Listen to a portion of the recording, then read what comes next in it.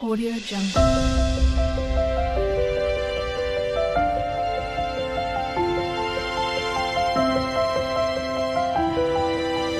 Audio Jungle. ಎಲ್ರಿಗೂ ಪ್ರೇಮ ವಿಲಾಗ್ಗೆ ಸ್ವಾಗತ. ಇವತ್ತು ನುಗ್ಗೆ ಸೊಪ್ಪಿನ ಸಾರು ಮಾಡೋಣ. ತುಂಬಾ ಚೆನ್ನಾಗಿದೆ ಎಳೆ ನುಗ್ಗೆ ಸೊಪ್ಪು. ಹೇಗೆ ಮಾಡೋದಂತ ನೋಡೋಣ ಬನ್ನಿ. ಏನೇನು ಬೇಕು ಅಂತ ನೋಡಿ. ಅದಕ್ಕೆ ಬೇಕಾಗಿರೋದು ನುಗ್ಗೆ ಸೊಪ್ಪು, ಸ್ವಲ್ಪ ನುಗ್ಗೆ ಸೊಪ್ಪು. ಇದ್ರ ಜೊತೆ ಬೇರೆ ಯಾವ ಸೊಪ್ಪು ಹಾಕ್ತಾಯಿಲ್ಲ, ಬರೀ ನುಗ್ಗೆ ಸೊಪ್ಪು.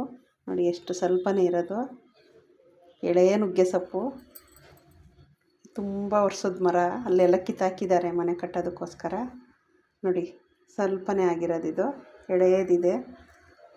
ಮಕ್ಕಳಿಗೆ ಚಿಕ್ಕ ವಯಸ್ಸಲ್ಲಿ ನುಗ್ಗೆ ಸೊಪ್ಪು ಜಾಸ್ತಿ ತಿನ್ನಿಸಿದ್ರೆ ಬೇಗ ವೈಟ್ ಕೂದಲು ಬರಲ್ಲ, ಹೀಟ್ ಬಾಡಿ ಅವ್ರಿಗೆ ಆಗಲ್ಲ. ಇದು ನುಗ್ಗೆ ಸೊಪ್ಪು ತಿಂದರೆ ತುಂಬಾ ಒಳ್ಳೆಯದು.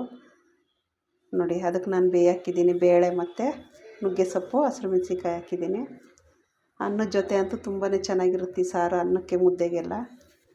ನೋಡಿ ಅದಕ್ಕೆ ನಾನು 2 ಟೊಮೊಟೊ, 1 ಈರುಳ್ಳಿ, ಸ್ವಲ್ಪ ಬೆಳ್ಳುಳ್ಳಿ, ಜೀರಿಗೆ, ಉಪ್ಪು ಎಲ್ಲ ಹಾಕಿ ಇವಾಗ ಒಂದು 2-3 ವಿಷಲ್ ಆಗಲಿ, ಅದು ಚೆನ್ನಾಗಿ ಬೇಳೆ ಬೇಯಲಿ.